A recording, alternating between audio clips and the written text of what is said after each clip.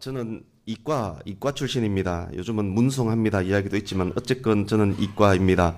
고등학교 2학년 때, 저 때는 고등학교 2학년 때 문과와 이과를 분리했었는데 그때 제가 이과를 선택했습니다.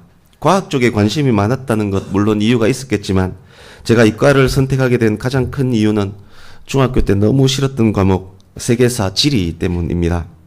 무슨 이상한 나라 이름, 이상한 지명들, 그 나라 위치들 어떻게 생겼고 어떻게 망했는지, 중동, 미국, 영국 등등에서 일어난 일들이 뭐가 그렇게 중요하다고 그렇게 외우라고 하는지, 어디가 어느 곳에 있든 말든 어느 곳에 무엇이 유명하든 말든 그것이 뭐 중요하다고 외우라 하는지 저는 이해가 안 되었습니다. 외운다고 아무리 외워도 이해가 안 되는데 지리 세계사 점수가 잘 나올 리가 없었습니다. 반도 잘 못 맞췄습니다. 그래서 전체 점수 지리 세계사가 다 까먹었습니다. 지리 세계사 이 과목은 정말 저에게는 나쁜 과목이었습니다. 그렇지만 오늘은 세계사 이야기로 말씀을 시작하려고 합니다. 성경에 등장하는 고대 제국들의 흥망성쇠, 이것을 지금 짧게 요약하려고 합니다. 오늘 송구 영신 예배 때 말씀과도 매우 관련이 되기 때문에 미리 말씀드리기 때문에 잘 들으시고 정리를 머릿속에 하시면 좋겠습니다. 전통적으로 강대국 지위를 갖고 있었던 나라는 지난번에도 말씀드렸듯이 이집트, 즉 애굽이었습니다. 지난 2주간 말씀에서 남유다 히스기야 왕 당시 패권을 갖고 있던 나라는 아시리아, 성경에는 아수르로 나오는 그 나라 아수르였습니다. 아수르가 북이스라엘을 멸망시켰고 여러 나라들을 집어삼키면서 드디어 남유다를 공략했습니다. 그러나 18만 5천의 군대가 하룻밤에 송장이 되고 아수르 왕 사네립은 고국에서 자식들에 의해서 죽임을 당한다라고 말씀을 드렸습니다. 그 아수르는 BC 612년 바벨론에 의해서 망합니다. 아수르 다음에 등장하는 나라가 바벨론입니다. 바벨론에 의해서 망합니다. 새로운 패권국 바벨론이 등장한 것입니다. 이제는 바벨론이 남유다에 지대한 영향을 미칩니다. 말기의 남유다는 바벨론의 식민지와 다름없는 그런 나라 꼴이 됩니다. BC 605년, 그러니까 남유다가 바벨론의 식민지와 비슷하다라고 말씀드렸습니다. BC 605년 다니엘과 세 친구를 포함한 귀족들이 바벨론에 포로로 끌려갑니다. 1차 포로입니다. BC 597년 에스겔을 비롯한 1만 명, 10,000명 정도가 2차로 또 끌려갑니다. 결국 BC 586년 남유다는 바벨론의 느부갓네살 왕에 의해서 완전히 망합니다. 이 바벨론은 오늘날 이라크 지역입니다. 그래서 후세인이 자기가 샘플로 삼았던 사람이 바로 이 느부갓네살, 고대 자기 조상 느부갓네살이었습니다. 그때 예루살렘 성전 안에는 바벨론 군인들의 깃발이 나부끼고 성전은 그때 완전히 무너집니다. 남유다 멸망 이후 이스라엘의 역사는 이스라엘 땅 안에서의 역사가 아니라 바벨론 포로들의 역사, 바벨론에 사는 남은 자들의 역사가 이스라엘의 역사가 됩니다. 그들은 포로들의 신분으로 바벨론 강가에서 울면서 하나님께 기도했습니다. 그 노래 알지 않습니까? 다들 이불 개고 밥 먹어 바이드 그 노래. 그 노래는 그때 만들어진 겁니다. 시편 137편. 예레미야서, 다니엘서, 에스겔서가 그때와 관련되는 성경 말씀입니다. 이후 바벨론은 BC 539년 바사국, 페르시아입니다. 바사국, 오늘날의 이란. 바사국의 고레스, 역사는 사이러스 혹은 키루스 2세, 사이러스 2세라고 부릅니다. 바사국의 고레스에 의해서 무너집니다. 고레스는 바벨론 포로들을 고향으로 돌려보내는 친이방 민족 정책을 펴니다. 바벨론에서 포로로 살던 유대인들의 귀환이 이때 수차에 걸쳐서 이루어집니다. 이 고레스 이후에도 계속 이어집니다. 예루살렘 성전도 재건됩니다. 스가랴, 학개, 스룹바벨, 에스라, 느헤미야 등등이 이때와 관련되는 인물입니다. 우리가 아는 에스더는 그 바사국 페르시아의 아수에로 크세르크세스 왕의 왕비였습니다. 그러나 그 페르시아도 오래가지 않습니다. 다니엘서 8장 21절에 보면 털이 많은 수염소라고 묘사된 헬라왕 알렉산더에 의해서 BC 330년 이 페르시아도 멸망합니다. 이제 드디어 헬라 제국, 그리스 제국이 탄생한 것입니다. 헬라 제국 당시와 관련된 성경 기록은 없습니다. 말라기서 이후 신약 시대가 될 때까지 주어진 하나님의 말씀, 기록된 성경이 없기 때문에 그렇습니다. 그래서 그때 약 400여 년을 영적 암흑기라고 부릅니다.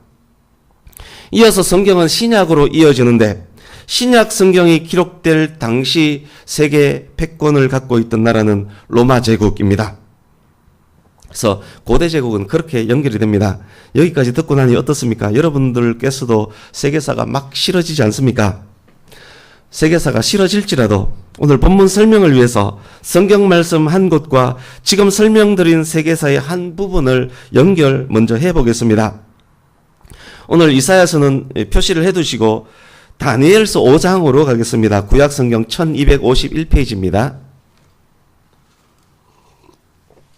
다니엘서 5장. 아까 설명드렸듯이 다니엘은 BC 605년 1차로 남유다에서 바벨론으로 잡혀간 포로 중에 있었습니다. 그렇지만 그의 출중한 지혜와 능력으로 약 70여 년 동안 바벨론 요직에 있었던 인물이 다니엘이기도 합니다. 다니엘서 5장 1절을 한번 보십시오. 때는 바벨론의 벨사살 왕 때였습니다. 자세한 설명은 좀 더 긴 설명이 필요합니다. 이 벨사살은 섭정왕이었습니다. 그런 내용들은 길어지기 때문에 생략을 하겠습니다. 때는 바벨론의 벨사살 왕 때입니다. 나라의 귀족들을 불러 모아서 술 파티, 마약 파티, 우상 파티를 하고 있을 때입니다. 다니엘 5장 5절 보십시오. 그때 사람 손가락들이 나타나서 왕이 앉은 맞은편 석회벽에다가 글을 씁니다. 왕이 그것을 봅니다. 6절입니다. 왕이 얼마나 무서웠는지 두 무릎이 딱딱딱 부딪히는 것이 보일 정도로 심하게 떨고 있습니다. 석회벽에 쓰인 글을 해석하려 하지만 바벨론의 어떤 지혜자도 그것을 해석하지 못합니다. 결국 하나님이 함께 하시는 지혜자로 소문이 나 있었던, 과거에 한가닥 했던 과거 바벨론의 총리, 이젠 늙었지만 다니엘을 부릅니다. 5장 25절 이하 보십시오. 아무도 해석하지 못한 그 글을 다니엘이 읽어냅니다. 메네메네 데겔 우바르신, 쓰여진 글자는 메네메네 데겔 우바르신이었습니다. 그리고 그 뜻을 다니엘이 왕에게 알려줍니다. 이렇게 알려줍니다. 왕이시여, 하나님께서 그를 통해 당신에게 말씀합니다. 왕을 저울에 달아보니 함량미달이라서 이 나라를 끝내고 메대와 바사 사람에게 줄 것이다 라고 하셨습니다. 이제 30절입니다. 바로 그날 밤에 바벨론 왕은 죽임을 당합니다. 바벨론을 메대 사람 다리오가 차지합니다. 여기서는 메대 사람 다리오로 되어 있지만 일반 역사에 의해서 더 정확하게 말하면 바사국의 고레스가 바벨론을 차지합니다. 새로운 제국이 탄생한 날, 바벨론이 망한 날, 이때가 BC 539년 어느 날에 있었던 일입니다. 이 내용들을 도표를 그려서 설명하려고 했지만 시간 관계상 그리지는 못했습니다. 아마 지금까지 쭉 설명드린 내용을 듣다 보면 이렇게 제국이 연결되고 바벨론 망하는 날, 그날 다니엘 5장의 사건이 있었구나. 이 망하는 이 사람이 바벨론의 마지막 왕이었구나. 이렇게 이해하시면 됩니다.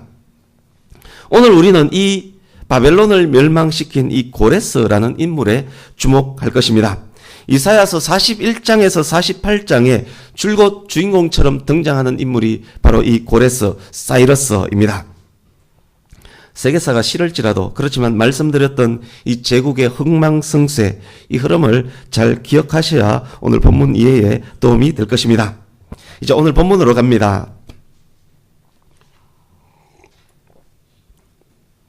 본문의 시대적 배경은 지난주 말씀의 배경과 약 10년 정도 차이가 납니다.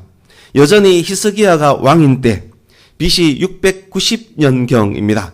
현재의 패권국 여전히 아수르입니다. 18만 5천 명의 부하를 잃고 도망간 사네립이 아직은 아수르의 왕입니다. 지금부터 약 10년 후에 이 사네립은 죽습니다. 시대적 배경은 그렇지만 그러나 지금 이사야 선지자가 이야기하는 내용들은 본문 당시로부터 약 150년 후를 바라보고 이야기합니다. 현재도 아수르는 두 눈 시퍼렇게 뜨고 있지만 이야기의 내용은 이미 아수르가 바벨론에 의해서 망했고 이미 유다도 망했고 많은 유다 백성들이 바벨론 포로로 고생하고 있는 그때의 이야기를 지금 하고 있습니다. 이야기 내용 속 유다 백성들은 바벨론의 포로입니다. 하나님의 말씀을 무시하고 여전히 죄를 짓던 유다가 아수르에게 망한 북이스라엘처럼 바벨론에 의해서 결국 망합니다. 이야기 속 유다 백성들은 그 옛날 애굽에서 벽돌을 굽던 때와 같은 그런 종의 신분입니다. 이사야서 41장 1절 보십시오. 하나님께서 세계 만방의 민족들과 나라들을 재판의 자리로 부릅니다. 만방에게 정신 똑바로 차리고 와서 나랑 법정 대결을 벌여보자 라고 말씀합니다. 상상 속의 법적 소송이 진행되고 있습니다. 2절입니다. 2절의 핵심 논점은 동방에서부터 오는 어떤 사람입니다. 이 사람을 불러오는 분은 하나님이십니다. 하나님께서 공의로 그를 부르시고 그에게 나라를 넘겨주고 그가 왕들을 다스리게 할 것이며 수많은 나라들은 그 앞에서 티끌같게 될 것이라고 말씀합니다. 3절입니다. 2절에 등장하는 그가 세상 나라들을 안전하게 정복합니다. 여기 안전으로 번역된 원어는 샬롬입니다. 누구 하나 제대로 된 저항을 못하고 그에게 멸망한다는 이야기입니다. 어렵지 않게 샬롬하게 문 나라들을 점령한다는 말입니다. 4절 재판정에서 하나님께서 묻습니다. 이 일을 과연 누가 할 수 있느냐?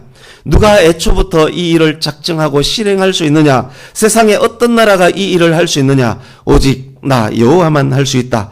처음에도 나고 나중에도 나고 나중에도 나다. 이렇게 말씀합니다. 이제 5절입니다. 계속 말씀합니다. 내가 부른 동방의 그 사람으로 인해 섬들이 두려워하며 땅끝이 무서워 뜰 것이다. 6절입니다. 그로 인한 공포 때문에 각기 이웃끼리 힘을 합하여 서로가 힘내라, 힘냅시다, 파이팅을 외치는 장면입니다. 7절입니다. 그래도 도저히 방법이 없었던지 열방들이 이젠 우상들을 의지합니다. 더 멋지게 우상을 만들고 만든 우상들을 더 튼튼하게 고정시킵니다.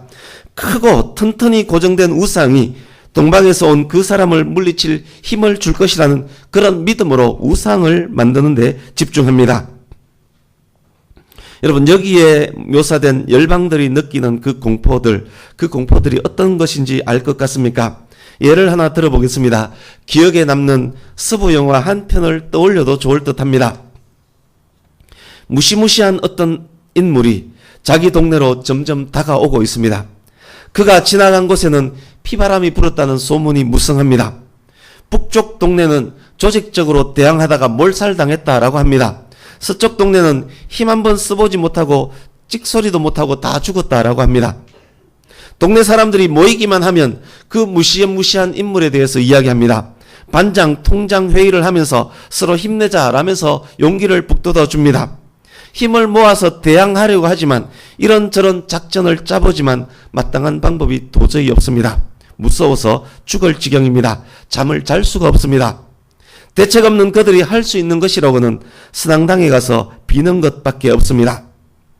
비슷한 상황, 비슷한 공포가 열국들에게 현재 있습니다. 본문 1절에서 7절에 나타난 내용들이 그런 내용들입니다. 그런데 이 모든 일을 기획하신 분이 하나님이시라고 합니다. 하나님 외에 과연 누가 이 일을 할 수 있느냐? 법정에서 묻습니다. 동방에서 온 그 무서운 사람이 하나님의 공의를 수행할 것이라고 합니다. 여러분, 이사야 선지자가 본문 2절에서 말을 하고 있는 하나님께서 부르셔서 동방에서 오고 있는 이 무시무시한 인물이 누구일까요? 44장 28절로 잠깐 가보겠습니다. 그의 이름이 드디어 공개됩니다. 44장 28절을 보십시오. 고레스입니다. 아까 말씀드렸던 고레스 사이러스 2세 BC 559년부터 530년까지 제위했던 페르시아의 초대 황제입니다. 고레스를 하나님께서 사용하시는 목자로 고레스를 통해서 하나님의 일을 성취하실 것이라고 말씀합니다. 45장 1절 같이 읽어보겠습니다. 45장 1절 시작. 여호와께서 그의 기름 부음을 받은 고레스에게 이같이 말씀하시되 내가 그의 오른손을 붙들고 그 앞에 열국을 항복하게 하며 내가 왕들의 허리를 풀어 그 앞에 문들을 열고 성문들이 닫히지 못하게 하리라. 여기서는 고레스를 기름 부음 받은 자라고 부릅니다. 하나님께서 고레스에게 힘을 주셔서 가는 곳마다 승리하게 하겠다라고 말씀하고 계십니다. 고레스에 대해서 짧게 설명드리겠습니다. 그는 BC 559년 안산, 요한 전도사님이 있는 그 안산이 아닙니다. 오늘날 페르시아 접경 이란 남쪽에 있는 안산입니다. BC 559년 안산의 왕으로 출발했습니다. BC 550년 메대 왕국, 이란 전 지역을 가리킵니다. 오늘날 이란 전 지역, 메대 왕국을 점령합니다. BC 546년 리디아 왕국, 리디아는 오늘 저녁 예배, 송구 영신 예배 때도 짧게 설명할 것입니다만, 546년 리디아 왕국, 오늘날 터키 지역입니다. 리디아 왕국을 점령합니다. BC 539년 드디어 바벨론을 점령합니다. 바벨론을 점령하는 그날 바벨론 왕 벨사살은 술잔치, 우상잔치를 하다가 벽에 글을 쓰는 손가락을 보고 벌벌 떨다가 다니엘을 부르고 다니엘 말대로 이 고레스에 의해서 죽임을 당합니다. 실제 역사 자료에 의하면 고레스가 힘차게 힘있게 움직일 그 당시 바벨론 왕은 다른 마땅한 대책을 찾지 못하고 우상을 세우고 튼튼히 고정시키는 데 주력했다라는 역사 기록 자료가 있습니다. 이제 다시 오늘 본문으로 가서 2절을 보십시오. 이 고레스가 바로 오늘 동방에서 오는 그 인물입니다. 페르시아는 바벨론 동쪽에 있습니다. 그래서 동방에서 오는 인물입니다. 이 일들 모두는 역사적 사실입니다. 이 일들에 대해서 이 일들이 있기 150여 년 전에 이사야가 지금 예언하고 있습니다. 하나님께서 만민을 법정에 불러 세우고 말씀합니다. 누가 이 일을 할 수 있더냐? 바로 나다. 처음부터 끝까지 나다. 법정에 불려나온 섬들과 민족들은 하나님 말씀 앞에 잠잠할 수밖에 없습니다. 하나님 외에 그 누구도 할 수 없는 일들이기 때문에 그렇습니다. 그래서 이사야 41장의 주요 주제는 역사의 주관자이신 하나님입니다. 이제 1절에서 7절 이 이사야 예언을 듣고 있는 유다 사람들 입장에서 생각을 한 번 더 해보겠습니다. 지금 유다 백성들이 바벨론에 포로로 끌려가 있습니다. 고레스의 등장은 바로 그때 있을 일입니다. 열방이 고레스로 인해서 두려워 떨고 있습니다. 유다 백성들을 종으로 부리고 있는 바벨론도 지금 두려워 떨고 있습니다. 그 바벨론은 결국 망할 것입니다. 그렇다면 유다 백성들은 어떨까요? 유다 백성들 위에 군림하고 있는 바벨론이 지금 떨고 있습니다. 유다 백성들은 말하면 무엇하겠습니까? 나보다 센 사람을 한 칼에 베어버리는 어떤 사람이 있다면 나와 그 사람의 대결은 말하면 무엇하겠습니까? 이 예언을 듣고 있는 유다 백성들은 더욱 떨 수밖에 없는 그런 형편의 이야기가 지금 진행되고 있습니다. 이제 8절입니다. 유다 백성들이 벌벌 떨면서 자기들에게 닥칠 수 있는 더 무서운 말을 기다리고 있습니다. 그러나 열방들은 두려워 떨고 있지만 그러나 나의 종 너 이스라엘아, 내가 택한 야곱아, 나의 벗 아브라함의 자손아, 차갑게 매섭게 몰아치던 목소리가 갑자기 부드럽고 따뜻해집니다. 열국을 향해서 내가 부른 고레스를 보라, 내가 열방을 심판할 것이다 크게 말하던 그 목소리가 이제 다정다감한 목소리로 이스라엘을 향해 말합니다. 9절입니다. 그렇지만 너희들은 내가 택한 나의 백성, 나의 벗이다. 내가 땅 끝에서부터 너를 붙들며 땅 모퉁이에서부터 너를 부르고 네게 이르기를 너는 나의 종이라. 내가 너를 택하고 싫어하여 버리지 아니하였다 하였노라. 비록 유다 백성들이 바벨론의 종으로 살고 있지만 그렇지만 하나님께서 그들을 버리지 않으셨습니다. 하나님의 주권에 의한 선택과 부르심, 언약적 관계에 단단히 묶여져 있기 때문에 그렇습니다. 이제 10절을 같이 읽습니다. 10절 시작. 두려워하지 말라. 내가 너와 함께함이라. 놀라지 말라. 나는 내 하나님이 됨이라. 내가 너를 굳세게 하리라. 참으로 너를 도와주리라. 참으로 나의 의로운 오른손으로 너를 붙들리라. 아멘. 우리나라 성도님들이 특히 무척 좋아하시는 말씀입니다. 많은 성도님들이 외우고 있는 말씀입니다. 정말 힘들고 어려울 때 이 말씀을 암송하면 큰 힘이 되는 말씀이기도 합니다. 이 말씀의 배경이 오늘 본문과 관련이 있습니다. 바벨론 포로로 살던 이스라엘은 하나님께서 그들을 버리셨다라고 생각을 했습니다. 그러기에 그들에게 고레스의 등장은 더욱더욱 무서운 것이었을 것입니다. 그러나 하나님께서 말씀합니다. 고레스를 부른 것은 나다. 역사의 주관자는 나다. 나의 택함과 택한 백성과의 언약에는 조금도 변함이 없다. 사랑하는 나의 백성들아, 내가 너와 함께하고 나는 여전히 너의 하나님이다. 그러니 두려워 말고 놀라지 말라. 내가 너를 도와줄 것이다. 내가 너를 붙들 것이다. 그렇습니다. 포로 중일지라도, 다가오는 새로운 시대일지라도 하나님은 여전히 이스라엘의 하나님이십니다. 비록 지금까지 호된 시련을 겪었을지라도, 앞으로 그런 시련들이 있을지라도 그 모든 것을 통해서 굳세게 만들어주고 도와주고 붙들어 주실 것이라고 말씀합니다. 그러니 하나님의 백성들에게는 고난과 고통마저도 하나님의 은혜인 것입니다. 하나님께서는 이스라엘이 진짜 이스라엘 되게 하기 위해서, 이스라엘이 어떤 난관 가운데서도 생존할 수 있게 하기 위해서 모진 고난과 고통마저도 허용하고 계신 것입니다. 이제 11절 12절입니다. 이렇게 말씀하십니다. 너를 힘들게 하는 자들이 이제 수치와 모욕을 당할 것이다. 너와 싸우며 대적했던 사람들이 힘을 못 쓰고 멸망당할 것이다. 네가 너의 대적들을 찾아도 만나지 못할 것이다. 너를 그토록 괴롭히던 그들은 아무것도 아니었음이 네가 확인하게 될 것이다. 13절입니다. 이는, 영어 성경에는 for로 시작합니다. 이는 11절 12절처럼 될 수밖에 없던 이유에 대한 설명이 13절입니다. 이는 나 여호와 너의 하나님이 네 오른손을 붙들고 있기 때문이다. 내가 너의 오른손을 붙들고 두려워 말라, 내가 너를 도우마 하기 때문이다. 14절입니다. 버러지 같은 너 야곱아. 만약 하나님께서 돕지 않는다면 이스라엘의 모습은 버러지와 같을 것입니다. 바벨론의 포로로 살고 있는 유다 백성들은 흙속을 헤집고 다니는 버러지와 실제로 같았습니다. 그들은 유브라데 강둑을 쌓는 공사에 동원되었습니다. 그들은 흙 속에 파묻혀서 지렁이처럼 살고 있었습니다. 그러나 그 버러지 같은 야곱의 손을 하나님께서 잡아주십니다. 그래서 성도의 가치는 택함 받음에 있는 것입니다. 버러지에서 자녀가 되는 것입니다. 이스라엘의 거룩하신 이 하나님께서 구속자가 되시는 것입니다. 이제 15절 16절입니다.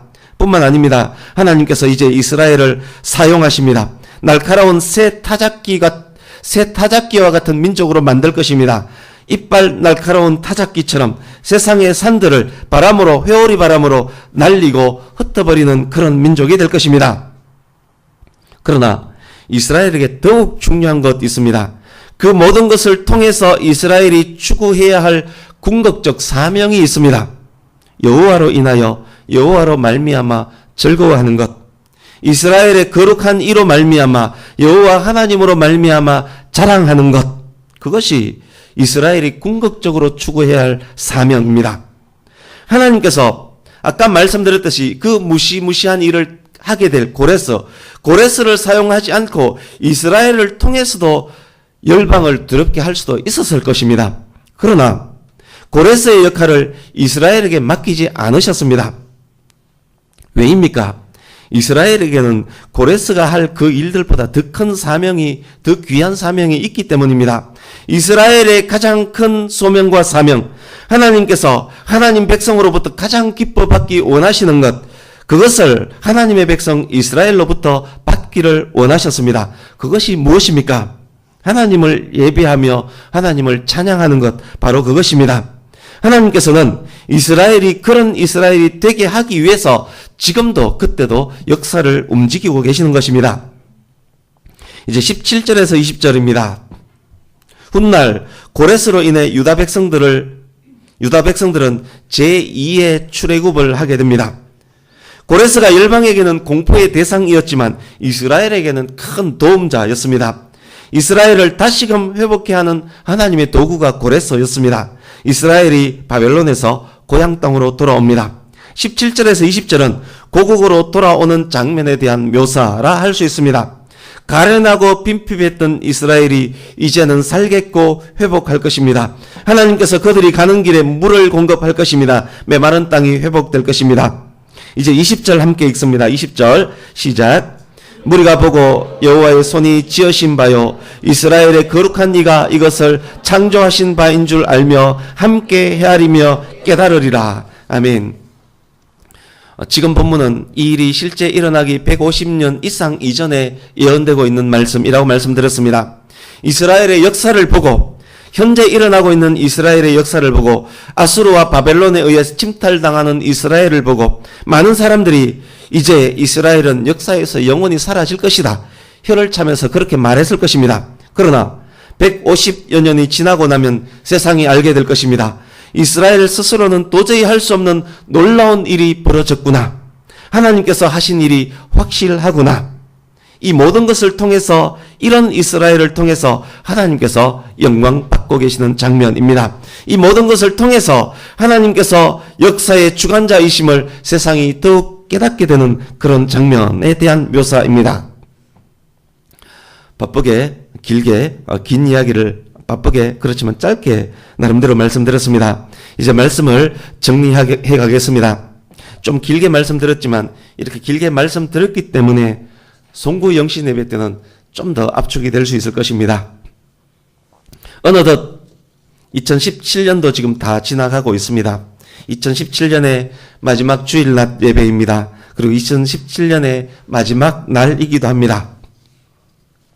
한 해를 되돌아보십시오. 지난 한 해가 어떠했습니까? 그야말로 다사다난하지 않았습니까?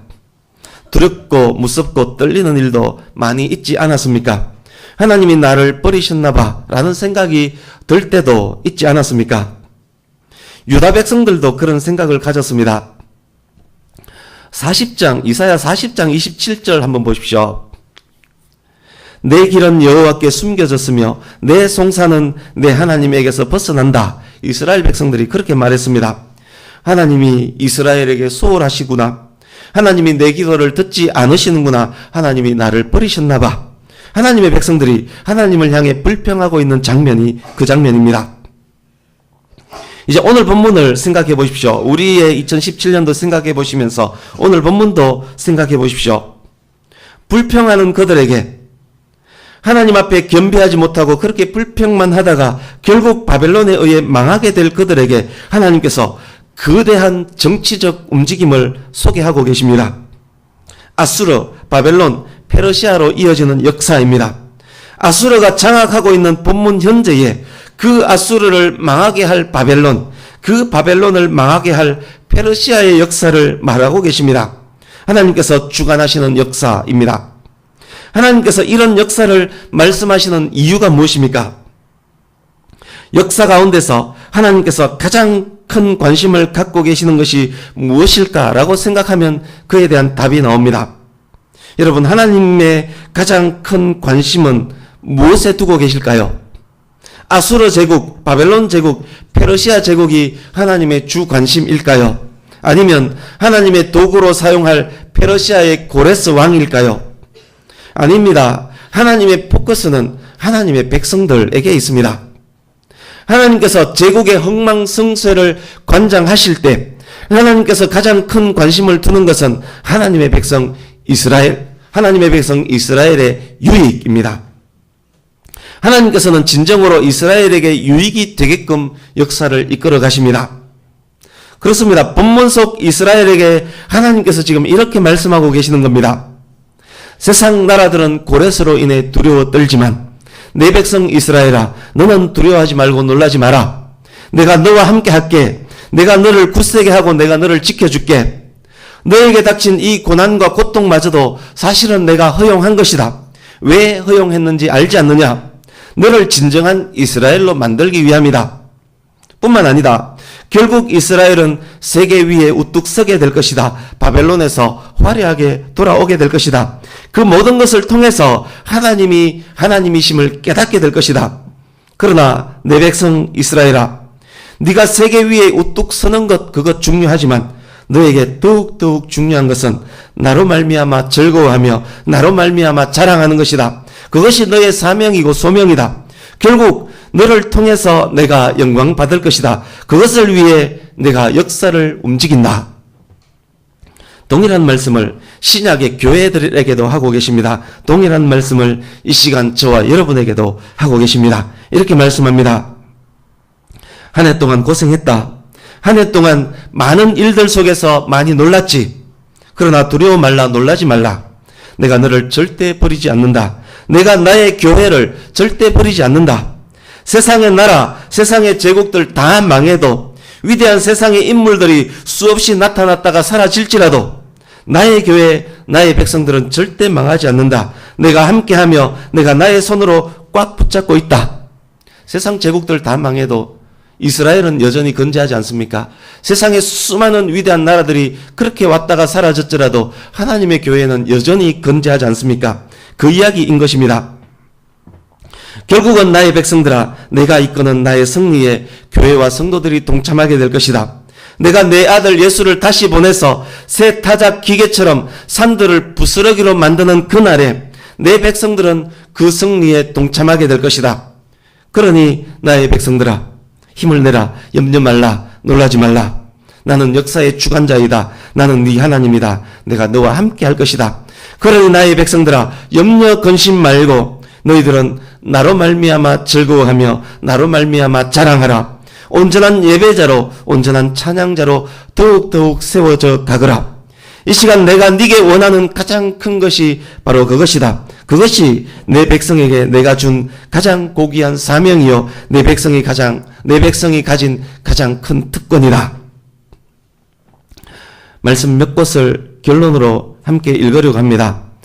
전체 말씀을 생각하시면서 내가 무엇을 할까 생각하시면서 여러분께서도 읽을 이 말씀을 결론으로 스스로 도출해 내시기를 바랍니다. 이사야서 43장 21절을 함께 읽겠습니다.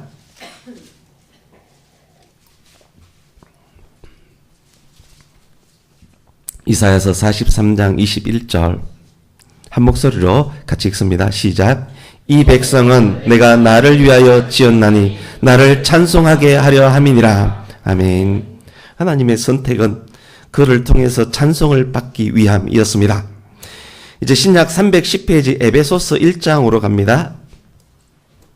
인용할 말씀 많지만 에베소서 말씀까지만 인용하겠습니다. 신약 성경 310페이지 에베소서 1장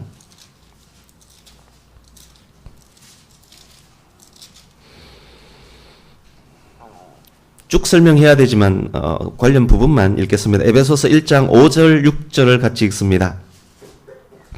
에베소서 1장 5절 6절 시작. 그 기쁘신 뜻대로 우리를 예정하사 예수 그리스도로 말미암아 자기의 아들들이 되게 하셨으니 이는 그가 사랑하시는 자 안에서 우리에게 거저 주시는 바 그의 은혜의 영광을 찬송하게 하려는 것이니라. 아멘. 찬송받기 위해서 우리를 구원하셨다라고 말씀합니다. 1장 12절도 같이 읽습니다. 시작. 이는 우리가 그리스도 안에서 전부터 바라던 그의 영광의 찬송이 되게 하려 하심이라. 아멘. 1장 14절도 같이 읽습니다. 시작. 이는 우리 기업의 보정이 되사 그 얻으신 것을 속량하시고 그의 영광을 찬송하게 하려 하심이라. 아멘. 하나님께서 우리를 선택하시고 구원하시고 우리에게 바라고 원하시는 것은 온전한 찬양을 받기를 원하신다는 것, 온전한 예배를 받기 원하신다는 것, 바로 그것입니다. 하나님께서 가장 큰 관심을 갖고 계시는 것은 교회와 성도입니다. 하나님은 그 무엇보다도 저와 여러분에게 온전한 예배와 온전한 찬송을 받기를 원하십니다. 성도에게 진정한 유익을 주시는 것이 하나님의 뜻인 줄 우리는 여러 차례 다른 설교 통해서 말씀드렸습니다. 온전한 예배와 찬송은 성도에게 가장 큰 유익이 된다는 말씀 또한 아니겠습니까? 온전한 예배와 찬송은 거룩한 삶이 자연스레 수반되는 것입니다.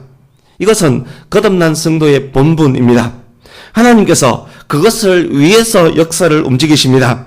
하나님께서는 교회와 성도의 온전한 예배와 찬양을 받기 위해서 역사를 움직이십니다. 저와 여러분 개인의 역사도 마찬가지입니다. 그것을 위해서 역사를 움직이십니다. 성도에게서 그것을 제대로 찾을 수 없을 때, 교회에게서 그것을 제대로 찾을 수 없을 때 하나님께서 징계도 하십니다. 이스라엘이 징계받은 이유입니다. 성도 개개인이 그것을 제대로 하지 못할 때 때로는 징계하십니다. 성도가 성도의 본분을 잘 수행할 때 하나님께서 더욱 기뻐하시며 크고 귀한 상도 주실 것입니다. 교회와 성도가 승리하고 성공하는 가장 확실한 방법, 그것 또한 온전한 예배와 찬송이라는 말씀입니다. 예배의 성공이 곧 인생 성공인 이유입니다. 우리의 새해가 이 말씀에 귀를 기울이고 이 말씀대로 사는 새해가 되기를 간절히 바랍니다. 새해에 혹 두려운 소식이 있을지라도 두려워하실 이유 없습니다. 혹 놀라운 소식이 있을지라도 놀라지 마시기 바랍니다. 결국 예수께서 다시 오셔서 완전한 승리로 결론을 지으실 것이고 모든 성도는 자연히 예수님의 승리에 동참하게 될 것입니다. 무엇보다도 하나님으로 인해 우리의 구원주 예수 그리스도로 말미암아 온전히 찬양하며 감사하며 하나님을 자랑하며 예배하는 그런 새해가 되시기를 간절히 바랍니다. 백양교회와 백양교회 모든 성도님들 그리고 성도님들의 가정과 가족에게 2018년이 그런 한 해 되시기를 예수님 이름으로 축복합니다. 아멘. 기도하겠습니다.